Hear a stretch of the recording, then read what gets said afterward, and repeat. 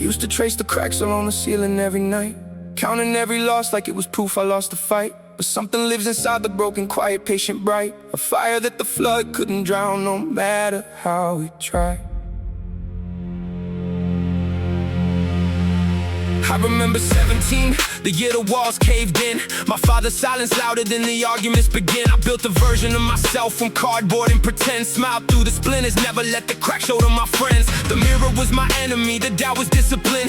It catalogued my failures with a surgeon steady pen. But I kept moving, bleeding through the soles of worn out shoes. Every door that shut on me became a room I never used. I carried grief like luggage on a flight with no return. Watch the people I admire from a distance, trying to learn how they stood so tall when everything beneath them seemed to burn. Now I understand, the ones who rise are those who earn. So let it hurt, let it hollow out the chest. Let the weight of every scar become the armor on your breast. Every fracture is a frequency compressed into something they can't silence.